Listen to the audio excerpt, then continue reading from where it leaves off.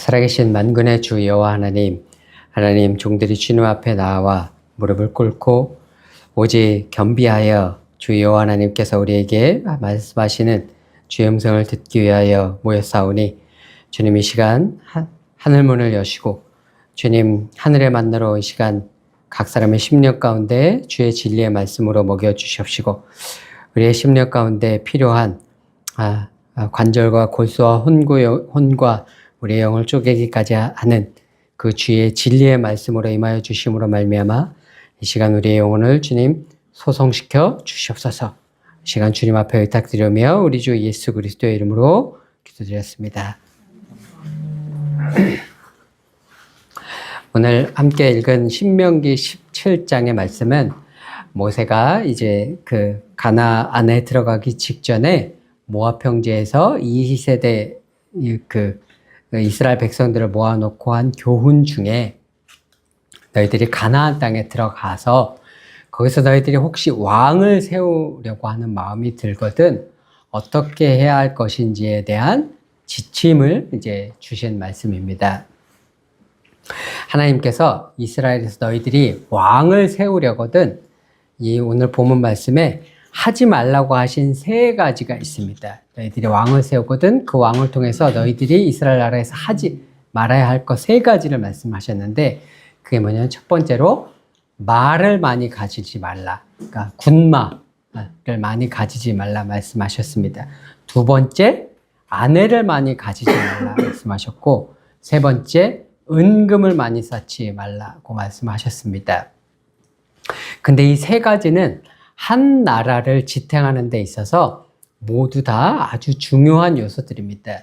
말을 많이 가진다는 것은 그 나라의 군사력을 의미를 하는 겁니다.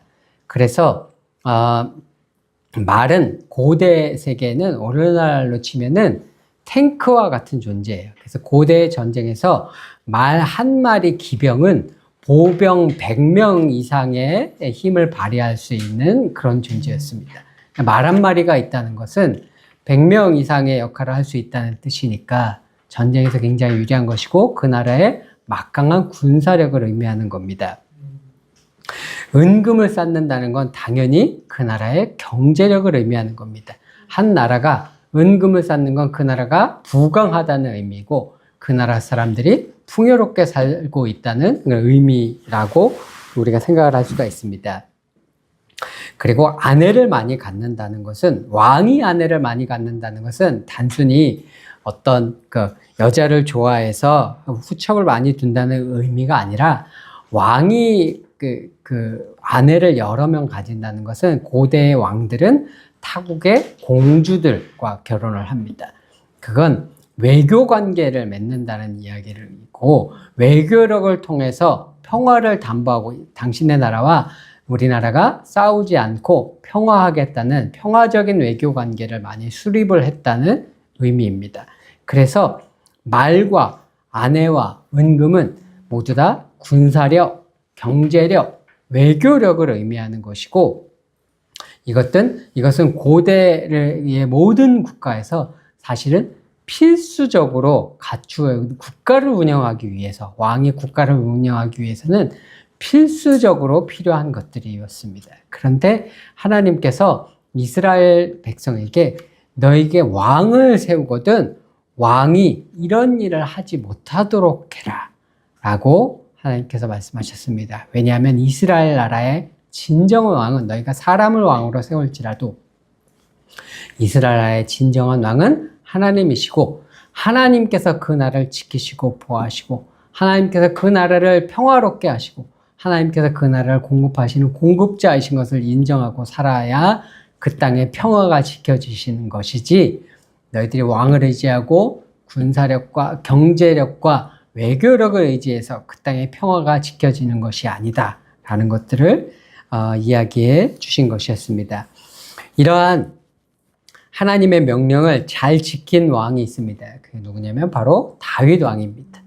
다윗 왕은 사무엘하 8장에 보게 되면은 소바 왕 하닷 에셀이라는 왕이 1700마리의 마병을 가지고 다윗에게 도전을 했습니다. 근데 다윗이 이 왕을 물리치고 그 1700마리의 말을 모두 압수했습니다. 그러면 고대 시대의 사람들의 사고방식에 의하면 이 말을 모두 압수했으니까 이 말을 이스라엘 군의 왕의 수하에 두는 것이 당연한 수순입니다. 근데 이 다윗 왕은 어떻게 했냐면 이 1700마리의 말 중에 100마리만 빼고 나머지 1600마리의 말의 힘줄을 끊어버렸습니다. 그것은 다윗이 단순히 그 나라를 정복하고 나라를 다스리는 그 모든 일들을 나의 힘으로, 나의 군사력으로 하지 않고 오직 여호와 하나님만 의지해서 하겠다는 다윗의 믿음의 표현이었습니다. 그래서 이 구약에서 사무엘 하에서 다윗 왕을 어떻게 표현을 하냐면 여호와께서 다윗이 어디로 가든지 이기게 하셨더라 이렇게 표현을 합니다. 다윗이 뛰어난 용사라서, 다윗이 뛰어난 장수라서, 다윗이 지장이라서, 덕장이라서, 용장이라서, 그가 훌륭한 왕이라서, 그가 지략이 뛰어나서, 그가 군사가 많아서 이겼다라고 이야기를 하지 않고 성경은 여호와께서 다윗이 어디로 가든지 이기게 하셨더라. 다윗의 승리의 근원이 다윗 본인에게 있는 것이 아니라 여호와 하나님께 있는 것을 언제나 이야기해 주고 있습니다. 다윗은 그렇게 해서 여호와 하나님을 의지해서 여호수아도 모두 다 정복하지 못했던 그 가나안 땅을 하나님을 의지해서 믿음으로 말미암아 정복할 수 있었고, 그래서 성경은 다윗을 하나님의 마음에 합한 사람이었고 믿음의 사람이었다라고 이야기를 해줍니다. 다윗 왕이 죽고 나서 그의 아들 솔로몬이 통치를 하게 됐습니다. 다윗으로 말미암아서 땅덩어리는 아주 넓어졌습니다. 근데 정복하는 것보다 사실 더 힘든 게 뭐냐면 그 넓어진 땅덩어리를 지키고 유지하는 거거든요. 그래서 솔로몬이 이 넓은 땅덩어리를 유지하기 위한 방법으로 택한 것이 무엇이었냐면은 솔로몬은 외교를 택했습니다. 그게 뭐냐면 다윗이 많은 아내를 두었다는 겁니다. 다윗이 가장 먼저 두었던, 사랑했던 아내가 누구냐면 애굽의 바로 왕의 아내였습니다. 그리고 애굽의 바로 왕의 아내를 위해서 예루살렘의 신전, 그 애굽의 바로 왕의 그 공주, 딸인 공주가 섬기는 애굽의 신을 위해서 이스라엘 땅에서 예루살렘에서 그 애굽의 공주가 섬길 수 있는 신전을 짓도록 허락을 해줬습니다. 그리고 그뿐만 아니라 많은 왕들을 통해서 여러 넓어진 국경이 넓어졌으니까 더욱더 많은 나라들과 국경을 맞대어야 될 것이고 그만큼 많은 군사적인 위협의 요소가 있었을 겁니다. 그래서 다윗은 어떻게 했느냐? 그 수많은 나라들의 공주들과 결혼함으로써 외교력으로서 나라의 평화를 유지를 하려고 했습니다. 그런데 이 나라의 공주들은 그 당시는 모두 다 신정일치의 사회였기 때문에 각 나라의 왕들은 동시에 왕이면서 그 나라에 섬기는 그 신들의 제사장입니다. 그리고 그 나라의 공주들은 대부분 그래서 그 나라에 섬기는 신들의 여사제들입니다. 그러니까 이방신을 섬기는 여사제들이 이스라엘 나라에 들어오게 된 것이고 그들을 통해서 우상숭배가 이스라엘 가운데 되어지는 그러한 일들이 발생을 했습니다. 근데 솔로몬은 또 뭘 했냐면 솔로몬은 이스라엘에 3개의 병거성을 지었다 이렇게 나와 있습니다. 병거성이란 이제 병거가 뭐냐면 영화 배너 같은 데 보게 되면은 말이 끄는 전차입니다. 이게 이제 고대의 이제 실질적인 탱크 같은 건데 말이 끄는 그 병거성을 그 3군데다가 만들었습니다. 북부의 핫솔, 이스라엘 중부의 무깃도, 남부의 그랄이라는 곳에 3개의 병거성을 만들었고 그곳에서 군마들을 모았습니다. 그것은 그 이스라엘의 군사력을 키우는 일이었습니다. 수많은 말들을 키웠고 지금도 여러분들이 이스라엘의 성지순례 가셔서 무깃도를 방문하시게 되면 그곳에 솔로몬 시대에 있었던 것으로 일부 학자들이 추정하고 있는 그러한 그 말을 키웠던 마국간들이 있었던 것을 볼 수 있습니다. 다윗은 외교력으로 평화를 유지를 했고 수많은 군대와 군마를 키워서 군사력으로 나라를 유지하려고 했습니다. 또 하나 우리가 잘 아는 대로 다윗은 은금을 많이 모아서 솔로몬의 세금의 총액이 666달란트였다라고 이야기를 하고 있습니다. 그만큼 그것은 솔로몬이 그만큼 많은 세금을 모아서 나라가 많은 경제력과 부를 가지고 있었다라는 이야기입니다. 그러면 이 모든 것은 신명기에서 모세가 이스라엘 백성에게 이야기한 하나님께서 하지 말라고 한 세 가지 경제력, 군사력, 외교력을 바탕으로 나라를 지키려고 하지 말라라고 말씀하셨던 그 명령을 솔로몬의 경우에는 세 가지 모두를 다 위배해서 나라를 자기 스스로의 힘으로, 자기의 힘으로, 자기 눈에 보기에 옳은 방식으로 솔로몬이 나라를 그 땅의 평화를 유지하려고 했던 것을 우리가 알 수가 있습니다. 그래서 그 땅의 사람들이 그 당시에 사람들이 보기에는 이 솔로몬이 나라를 통치하는 방식이 어땠을까 생각을 해보면 아마도 이스라엘 백성들은 솔로몬이 대부분 통치를 잘한다라고 생각을 했을 겁니다. 왜냐하면 나라가 부강해졌으니까요. 경제적으로도 부강을 했고 군사적으로도 많은 군대를 가지고 있어서 군사력도 튼튼해졌고 외교적으로도 여러 나라와 외교를 맺어서 평화 외교를 맺어서 더 이상 다윗처럼 싸울 일이 없는 다른 나라들과 싸울 일이 없는 평화적인 외교 관계를 수립을 해서 그들의 세대에 보기에 태평성대를 이룬 것과 같으니까 사람들은 모두 솔로몬이 통치를 잘하고 있다, 훌륭한 왕이다 라고 생각을 했었을 겁니다. 그리고 실제로 그러한 솔로몬의 시대에는 전쟁이 없는 평화의 시대, 태평성대의 시대를 솔로몬은 이루었습니다. 그러면 인간적인 시각에서 바라봤을 때 솔로몬은 너무나 훌륭한 왕이었으나 우리가 이 신명기의 모세의 말씀에 비추어 보면 그의 정책들이 온전하지 않았다는 것을 우리가 알 수가 있습니다. 그러면 인간적인 시각에서 바라보면은 솔로몬뿐만 아니라 다른 이스라엘에서 여러 왕들이 다 훌륭한 통치를 했다라고 평가할 수 있는 그러나 영적으로인 시각에서 보면 그렇지 않은 왕들이 있습니다. 그게 대표적인 게 누구냐면 아합 왕, 그리고 예수님 당시에 헤롯 왕, 이런 사람들입니다. 아합 왕은 북이스라엘 왕국에서 북이스라엘 왕국을 가장 강성하게 했었던 왕입니다. 아합 왕 시대에 이스라엘의 군사력이 가장 강했습니다. 아합 왕 시대에 이스라엘이 주변 국가들과 가장 외교를 잘했습니다. 아합 왕의 아내가 누구였냐면 이세벨이었는데 이세벨은 그 당시에 그 가나안 지역에서 가장 강대국이었던 두로 왕의 공주였습니다.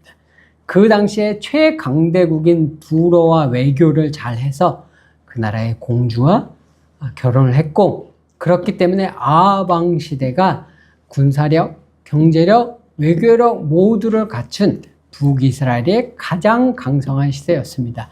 헤롯 왕도 마찬가지로 헤롯 왕은 이 당시 로마의 지배하에 있는 그 이스라엘이 유대 지역과 사마리아가 반목 가운데 있었습니다. 그리고 이스라엘 동쪽에는 파르티아라는 로마도 겁을 내는 강대국이 있었습니다.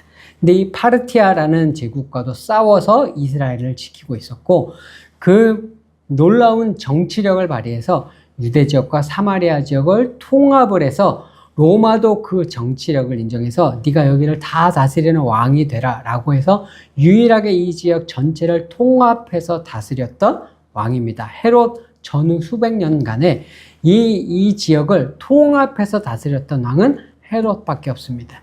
그만큼 외교력, 정치력, 군사력, 경제력 어느 면에서도 모자랄 것이 없는 왕이었습니다. 헤롯을 보통 역사학자들은 어떻게 얘기를 하냐면 헤롯 대왕이다 이렇게 이야기를 합니다. 왜냐하면 그가 그 당시에 이스라엘의 예루살렘의 성전을 고대 세계 로마인들이 보기에도 놀라울 정도로의 큰 규모의 성전으로 그 금칠을 해서 정말 화려하게 한 건물로, 거대한 건물로 만들었거든요. 그리고 헤롯은 가이사랴와 같은 신도시 항구를 만들었습니다. 그 가이사랴는 항구가 없던 곳이었는데 인공적으로 바다에다가 콘크리트를 부어서 만들어서 인공 항구 도시를 건설했던 왕입니다. 그건 당시에 세계 최대의 건설 기술이었습니다. 바다 가운데 콘크리트를 부어서 항구, 부두를 만드는 그런 기술력, 그리고 경제력을 가지고 수많은 도시와 건설을 했던 왕으로서 역사가들은 그래서 헤롯을 헤롯 대왕이다 이렇게 부릅니다. 인간적인 시각에서 봤을 때 솔로몬의 정책, 아합의 정책, 헤롯의 정책 모두 다 나라를 부하게 만들고 평화의 시대를 구축한 정치를 아주 잘한 왕들이라고 할 수가 있습니다. 그런데 영적인 시각에서 보면 그들의 정책이 그렇지 않다는 것을 오늘 본문의 신명기의 말씀은 이야기를 해주고 있습니다. 이 사람들은 솔로몬은 그러면 왜 그러한 정책을 폈는가? 그게 사람의 기준에, 인간의 기준에 보기에 이게 가장 눈에 보이기에 가장 왕이 행하기에 가장 합당한 정책으로 보이거든요. 이 길을 가는 것이 우리가 나라를 부강하게 만들고 우리의 삶을 평화롭고 윤택하게 할 수 있는 것처럼 눈에 보이거든요. 눈에 보이는 방법이 그러하거든요. 그렇기 때문에 영적인 방법의 길들은, 믿음의 길은, 하나님을 의지하는 길들은 쉬운 길은 아니거든요. 그죠? 내 눈에 말을 저렇게 천몇백 필을 그대로 가질 수 있는데 그 말의 힘줄을 끊어버리고 내 군사력을 스스로 포기하는 건 사람의 눈에 보기에 어리석은 길이거든요.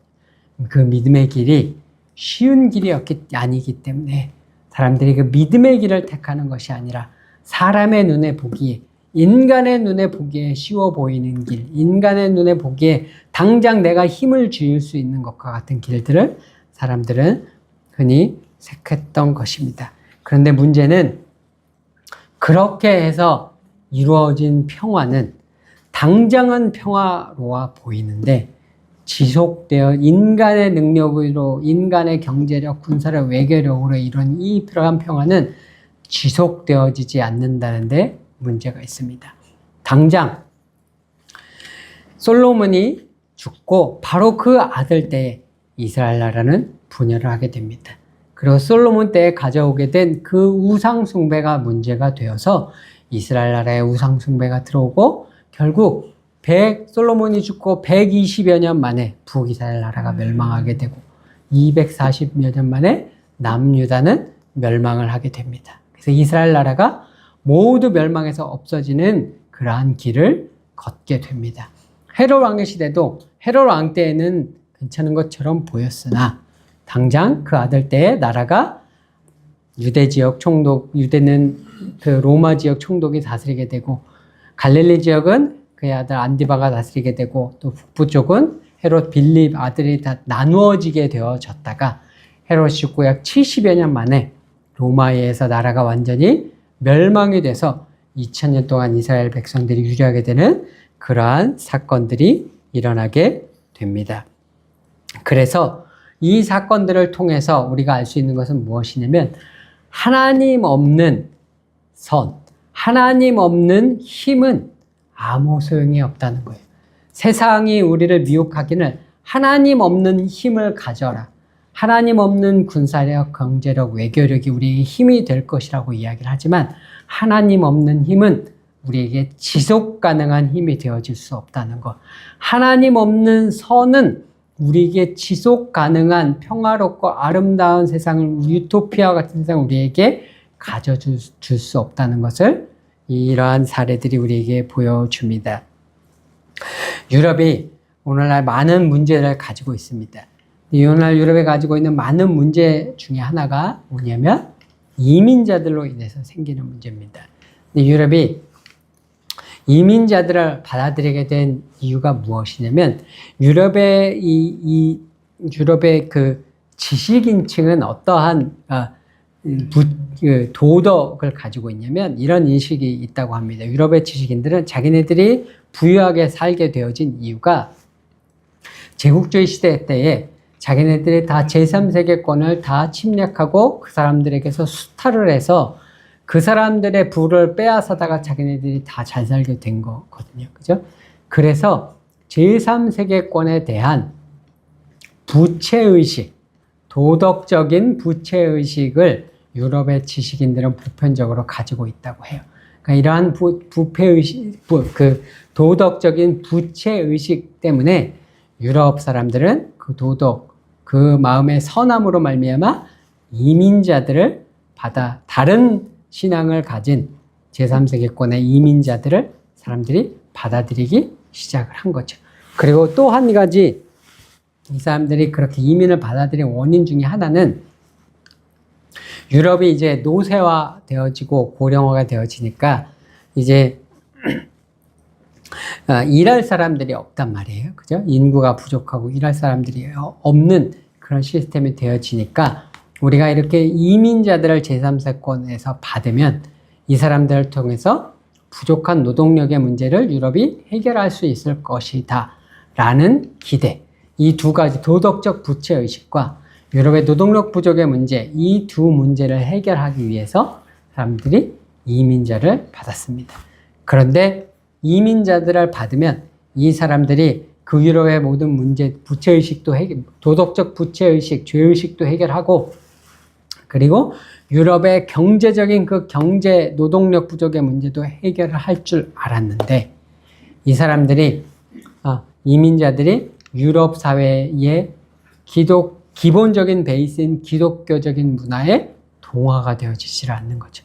이 사람들이 자기들의 가지고 있었던 종교와 문화를 그대로 유지를 하고 자기들만의 문화를 유지하면서 동화되어지지 않다 보니까 이 사람들과 섞이지 않는 자기들만의 세력을 형성하게 되는 문제가 생기게 되어지고 그리고 그 사람들이 대부분 저소득층으로 남고 교육도 부족하다 보니 이 사람들이 점점점 사회의 불만 세력으로 자라나게 되고 도리어 노동력의 문제도 해결하지 못하게 되고 도리어 복지로 인해서 유럽 사회에 커다란 재정적인 부담 오히려 더 지어지게 되어지고 그리고 이 사람들이 사회에 불만이 많으니까 이 사람들이 사회상 가운데 폭력성과 이런 것들을 하는 사회 불안 요소로 작용되어지는 이런 문제들이 유럽에 발생을 하게 되어졌습니다. 그런데 이 모든 문제의 시작이 무엇이냐 했을 때 첫째 이 사람들이 가졌던 도덕적 부채의식, 그건 뭐냐면 하나님 없는 선이에요. 하나님을 기준으로 해서 여호와 하나님의 말씀을 기준으로 한 것이 아니라 자기네들이 가진 인간적으로 선해 보이는 인간적인 인본주의적인 선, 하나님 없는 선, 하나님 없는 도덕, 하나님 없는 인권이 기준이 되었을 때 그들에게 이러한 커다란 우상숭배의 그 집단들이 와서 그 사회를 차지하게 되는 이러한 문제들이 생긴 겁니다. 그래서 세상의 모든 문제를 사람들은 혹은 군사력으로, 경제력으로, 혹은 외교력으로, 혹은 사람들이 가지고 있는 선해 보이는 인간적인 방식으로 해결하려고 하는데 그 모든 것이 하나님 없는 군사력, 하나님 없는 경제력, 하나님 없는 외교력, 하나님 없는 도덕, 하나님 없는 선함, 하나님 없는 착함, 이 모든 것들은 결국은 하나님 안에 그 사회를 서지 못하게 하고 결국은 도리어 이스라엘 사회가 우상 숭배로 말미암아 무너뜨려진 것과 같이 결국은 그 사회를 무너뜨리는 그러한 촉매제로 작용을 할 수밖에 없게 됩니다. 그래서 오직 오늘 이 본문 말씀을 통해서 오늘 이 모세가 교훈하고 있는 바는 오직 이스라엘 나라가 의지해야 할 대상은 하나님밖에 없다. 이 이스라엘 나라를 지키시고 평화로 이스라엘 나라에게 영존하는 평화를 주실 분은 하나님밖에 없다라는 것을 우리에게 가르쳐 주고 있습니다. 오늘날 이제 우리나라의 상황을 보게 될 때, 한국은 늘 역사적으로 우리가 교과서에서 늘 배웠듯이 지정학적 유충지에 있어서 늘 강대국계, 대륙 세력과 해양 세력이 교차하는 지점에 있어서 늘 강대국들의 침략을 받아오는 역사를 가졌습니다. 그리고 한국이란 나라가 사실 아프리카나 이런 데 있으면은 정말 그 비교도 안 되는 굉장한 강대국인데, 우리나라는 늘 한국, 미국, 일본, 중국, 러시아, 이제 이 중국, 러시아, 일본 이런 데 중간에 껴 있어가지고 고래 싸움에 새우등 터지듯이 길을 못 피는 그런 상황 가운데 있었습니다. 우리나라가 지금 현재 군사적으로는 언제나 지금 북한의 핵 위협 가운데 있습니다. 또 경제적으로도 어려움 가운데 있습니다. 한국의 지금 가계부채가 약 1,900조 정도 된다고 합니다. 1,900조, 우리나라 지금 1년 예산이 한 600조 정도, 650조 정도 됩니다. 그러니까 한 1년 예산의 3배 정도의 빚을 각 개인이, 가계가 지고 있습니다. 그래서 이 IMF 때는 문제가 됐었던 게 뭐였냐면 기업의 부채였습니다. 그러니까 각 회사들이, 기업들이 부채가 많아서 문제가 됐었는데, 만약에 한국 경제에 지금 새로운 뇌관은, 한국 경제에 또 다른 IMF가 온다면 그 뇌관은 가계부채 때문일 것이다 라는 이야기들이 정말 많이 있습니다. 그리고 이제 지금 환율이 지금 외환위기 이후로 처음으로 1,500원대에서 내려오고 있지 않는 그런 외환위기도 아닌데 환율을 해결하지 못하는 상황들이 수개월째 지속되어지고 있습니다. 거기다가 우리 미국에서 트럼프 대통령의 압박으로 인해서 우리나라가 미국에 3,500불을 투자하기로 약속을 한 상태입니다. 약 500조 가까운 돈인데 거의 나라 1년 예산에 맞먹는 돈입니다. 이 청구서를 받아들고 그 돈을 줘야 하는 그런 입장에 있는 상황입니다. 1차 대전 후에 독일이 엄청난 인플레이션을, 말도 못하는 인플레이션을 겪었습니다. 그 당시에 그때 왜 그런 독일이 인플레이션을 겪어야 했냐면 1차 대전 패배로 인해서 전쟁 배상금을 지불을 해야 됐습니다. 근데 그 당시에 전쟁 배상금으로 지불해야 됐던 게 얼마였냐면 약 독일 예산의 3년치에 해당되는 금액이었습니다. 근데 우리나라는 지금 미국에 투자하기로 약속해서 미국에 써야 하는 돈이 약 1년치 예산 정도에 가까운 그런 돈을 써야만 해야 하는 그러한 상황 가운데 있습니다. 전쟁에 패한 것도 아닌데 그런 큰 돈을 써야 하는 경제적으로 아주 어려운 상황 가운데 있습니다. 무엇보다도 일반 서민들, 자영업자들의 폐업률이 너무나 높은 그런 상황 가운데 있습니다.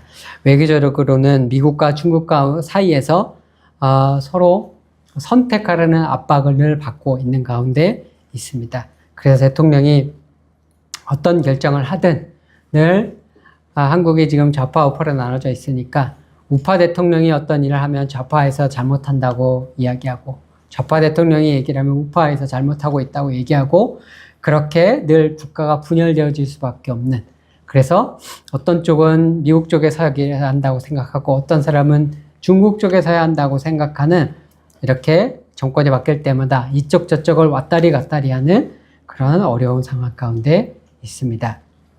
그래서 사람들이 늘 대통령이, 특히 교회에서도 대통령이 정책을 잘못하고 있다, 정치 얘기가 나오면 사람들 가운데 이런 이야기들을 우리가 정말 많이 하게 됩니다. 그런데 우리가 한 나라의 국가의 지도자가 무언가를 잘못하고 있다면 교회는 그 지도자가 잘못하고 있다라는 것을 그냥 비판하는 자리에 서서 끝나면 안 됩니다. 왜냐하면 성경은 어떻게 이해해주고 있냐면, 성경은 언제나 한 나라의 왕이 무언가를 잘못하고 있다면, 한 나라의 왕이 하나님 앞에 온전하지 못한 왕이 세워져 있다면, 그 왕은 그 나라를 언제나 대표하는 사람입니다. 그건 한 나라의 왕이 온전하지 못한 왕이 섰다면 그건 그 나라의 백성 전체가 하나님 앞에 온전하지 못하기 때문입니다. 한 왕은 이스라엘 나라에서 항상 왕은 이스라엘 나라를 대표하는 대표성의 원칙을 가지고 있습니다. 그래서 그 왕은 그 이스라엘 나라 전체의 영적인 상태를 이야기해 줍니다. 그래서 만약 우리나라의 대통령이 지금 무언가를 잘못하는 사람이 세워져 있고 그 사람이 무언가를 잘못하고 있고 그래서 비판하기를 원하는 마음이 든다면 그건 이 나라 전체의 영적 상태가 그러하다는 이야기입니다. 그건 결국은 교회의 영적 상태가 온전하지 못하기 때문에 하나님께서 그 나라에 그러한 온전하지 못한 왕을 허락하신 상태 가운데 있다는 이야기입니다. 그럼 교회는 단순히 그 왕을 잘못하고 있다라고 비판하고 비난하는 자리에서 끝나야 하는 것이 아니라 주님, 저희가 온전하게 주님 앞에 서서 온전히 주님만 경외하고 이 나라 이 땅이 군사력도 아니고 외교력도 아니고 경제력도 아니고 도덕 교훈도 아니고 오직 여호와 하나님만을 의지해야 하는데 우리가 그러지 못했던 것을 회개합니다 라고 오늘 신명기에서 읽었던 모세가 명했던 그 자리로 돌아가서 주님, 저희가 온전히 주님만을 신뢰하기를 원합니다. 온전히 주님만을 경외하기를 원합니다 라는 자리에 서는 것이 교회가 마땅히 해야 할 자리인데, 그런데 우리가 그러지 못하고 있다는 뜻입니다. 오늘 우리나라가 하나님 앞에 온전히 설 때 정치 지도자들이 온전히 서는 것이 중요합니다. 그런데 우리나라 정치인들 중에 하나님을 믿는 사람들이 별로 없어 보이고 권력을 잡은 자들 중에 하나님을 온전히 하나님 앞에 온전한 하나님의 뜻을 실행할 수 있는 자들이 없어 보이면 점점 우리의 마음 가운데 실망이 되어지고 소망이 없는 것 같잖아요. 그죠? 그런데 우리에게 소망이 있습니다. 그건 뭐냐면 하나님께서 보시기에 진정한 이 나라의 왕을, 이 나라에는 왕 같은 제사장이 있거든요. 그건 뭐냐? 왕 같은 제사장 된 교회. 이 하나님께서 이 나라를 다스리시고 판단하시는 그 기준은 누구냐면 이 나라의 진정한 하나님이 보시는 왕 같은 제사장들, 이 나라의 교회가 하나님 앞에 어떻게 서 있는가, 그것이 하나님께서 이 나라를 보시고 이 나라를 어떻게 대하실지를 대하는 기준입니다. 따라서 우리 이제 결국 우리 이 나라 이 땅의 희망은 그래서 뭐냐? 왕 같은 제사장 된 교회입니다. 그래서 왕 같은 제사장 된 교회된 우리들 한 사람 한 사람이 하나님 앞에 온전히 서서 우리들 한 사람 한 사람이 세상을 의지하지 아니하고 오직 하나님만 의지하고 살아가는 온전한 믿음의 자리에 설 때, 그리고 우리가 이 나라 이 땅을 주님, 이 나라 이 땅의 진정한 왕이 하나님이십니다. 이 나라 이 땅의 진정한 주인이 하나님이십니다 라고 고백하고 이 나라 이 땅을 주님 앞에 올려드릴 때에 주님께서 이 나라 이 땅을 온전하게 지키시고 화평하게 하시고 이 나라 이 땅을 새롭게 하시는 그런 자리로 우리가 다시 서게 될 줄로 믿습니다. 그래서 우리들의 삶의 자리에서 온전히 하나님 앞에서 서셔서 하나님, 이 나라 이 땅의 주인이 우리 삶의 개인의 삶의 주인이 주님이십니다 라고 고백할 뿐 아니라 나라와 민족을 위해서 이 땅의 교회를 위해서 중보하는 자리에 서셔서 이 나라의 이 땅이 온전히 주님 앞에 올려드리고 온전히 주님께서 이 나라의 땅이심을 선포함으로 하나님께서 이 나라의 땅을 고치시고 다스리시는 그런 역사가 이 나라 이 땅 가운데 임하시도록 그렇게 쓰임받는 참 진정한 왕 같은 제사장 된 그런 하나님께서 인정하시는 그런 교회가 되는 저와 여러분 모두가 되시기를 우리 주 예수 그리스도의 이름으로 축원드립니다. 우리 이 시간 다 같이 잠시 기도하도록 하겠습니다. 하나님 이 나라 이 땅의 교회를 왕같은 제사장으로 삼아 주시옵소서. 하나님 저희들의 먼저 한 사람 한 사람 우리의 삶의 주인이 여호와 하나님인 것을 고백하게 하여 주시옵소서. 주님만이 우리의 왕이십니다. 주님만이 우리의 삶의 주인이십니다. 주님만이 우리의 의지할 대상이십니다.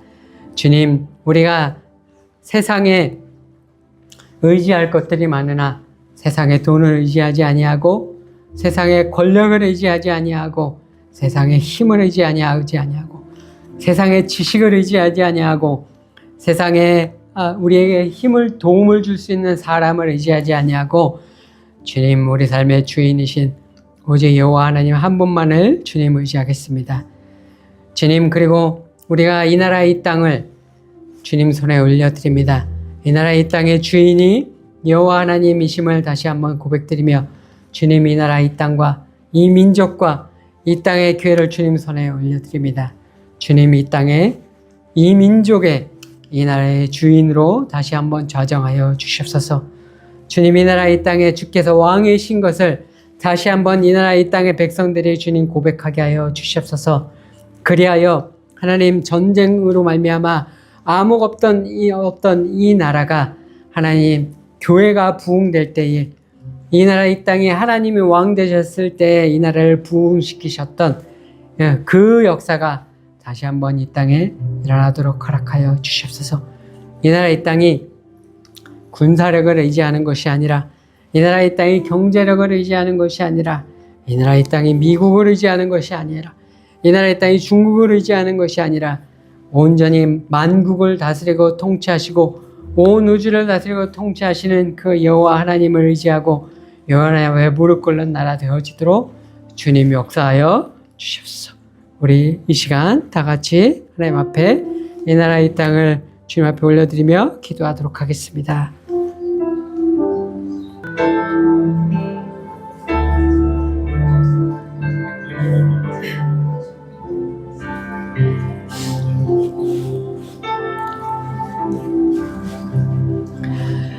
만군의 주 되시는 살아계신 주 여호와 하나님이여, 천상하지에 주와 같은 신이 없으시니 주만 홀로 영광을 받아 주시옵소서.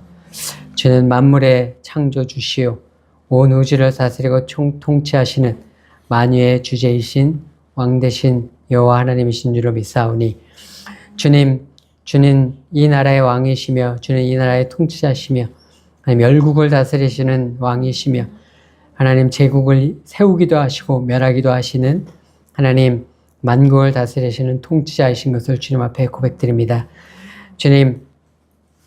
주님이 우리의 삶의 주인이신 것을 고백드립니다. 주님 세상 가운데 우리의 눈에 보이는 의지해야 할 것들, 세상의 사람들이 모두 의지하는 돈과 세상의 사람들이 모두 의지하는 권력과 세상의 사람들이 의지하는 주님 힘 있는 사람들을 의지하고 살아가는 이 세상 가운데서 주님 저희들을 주님의 만유의 주제이신 왕 되신 아버지 하나님의 자녀로 부르셨사오니 주님 저희는 사람 의지하지 아니하고 돈을 의지하지 아니하고 오직 살아계신 여호와 하나님을 의지하며 살아갈 수 있도록 주님 만군의 주 되신 여호와의 손길로 날마다 우리의 삶을 덮어주시고 인도하여 주시옵소서. 주님 이 나라 이 땅을 주님 손에 의탁드립니다. 주님 이 나라 이 땅이 주님 심히 어려운 가운데 주님 처해 있는 것을 주님 앞에 고백드립니다. 주님 이 나라 이 땅이 한때 주님 여호와를 경외함으로 말미암아 하나님 이 나라 이 땅이 정말 주께서 축복하시고 주의 성령의 역사가 가득함으로 말미암아 이 나라 이 땅에 교회가 부흥하며 이 나라 이 땅 열방 가운데 주의 복음을 증거하는 일들을 감당하며 이 나라 이 땅 가운데 주께서 부흥하시게 하심으로 말미암아 이 나라 이 땅이 많은 부요와 복을 얻고 하나님 오늘날까지 주님 앞에 주님 열방 가운데 주님 모범이 되어질 수 있는 나라로 주님 주께서 축복하시고 세우셨사오나 하나님 이 나라 이 땅이 하나님 부요함에 눈멀어 하나님 이 나라 이 땅이 자기의 가진 것들에 취하여 하나님 더욱더 주를 구하지 아니하고 점점 세상과 짝하며 하나님 점점 더 세상의 것들을 즐기고 좋아하며 하나님 점점 더 주님의 것들을 구하지 않는 가운데 있사오니 주님 이 나라 이 땅을 일깨워 주시옵소서. 주님 이 땅의 교회를 일깨워 주시옵소서. 주님 왕같은 제사장 된 이 땅의 교회를 일깨워 주심으로 말미암아 다시 한번 하나님 이 땅의 교회 가운데 주의 성령께서 운행하시고 주님의 음재로 가득한 교회가 되어지게 하여 주시옵시고 주의 성령의 바람이 다시 한번 이 땅을 가득 채우는 나라 되어질 수 있도록 주님 역사하여 주시옵소서. 특별히 청년들과 어린 세대들 가운데 하나님 주의 영화를 경험하여 깨닫고 알게 하여 주시옵소서. 주님 어른 세대된 세대들 가운데서 하나님 저희 자녀들이 잘 되기를 원했사오나 하나님 세상적으로 잘 되기만 원했지 하나님 주님 앞에 온전히 서기를 하나님 바라는 심령들이 부족하여 그들에게 온전히 주의 말씀을 증거하고 주님 앞에 온전히 서기를 바라고 기도하지 못했던 것들을 주님 앞에 회개하오니 하나님 이 시대의 젊은 세대들 가운데 하나님 여호와 경외하기를 배우는 참된 주의 종들을 주님 새롭게 이렇게 세워주십시고 하나님 이 나라 이 땅 가운데 새로운 성령의 바람을 다시 한번 불러 이렇게 세워주시고 이 나라 이 땅의 열방 가운데 진정한 주의 복음을 땅끝까지 증거하는 횃불의 사명을 온전히 감당하는 교회 되어질 수 있도록 주님 도와주시고 축복하여 주시옵소서. 우리들의 날마다 삶의 처소들이 그렇게 이 나라 이 땅을 위한 열방의 중물 위에 이 나라 이 땅과 이 땅의 교회와 열방을 위해 중보하는 하나님 열방을 위해 만민을 위해 기도하는 중보의 재단이 하나님 저희들의 삶의 처소와 저희들의 집이 저희들의 삶의 일상의 시간들이 그러한 주님 앞에 재단 쌓는 시간들이 되어지도록 저희들을 축복하여 주시옵소서. 저희들이 그러한 주님 삶에서 날마다 그러한 삶을 살아갈 수 있도록 저희들의 일상에 부족함이 없는 하나님 물질의 축복들도 주님 허락하여 주시옵소서. 주님 앞에 모든 감사와 영광과 찬송을 돌려드리기를 원하며 우리 주 예수 그리스도의 이름으로 기도드렸습니다.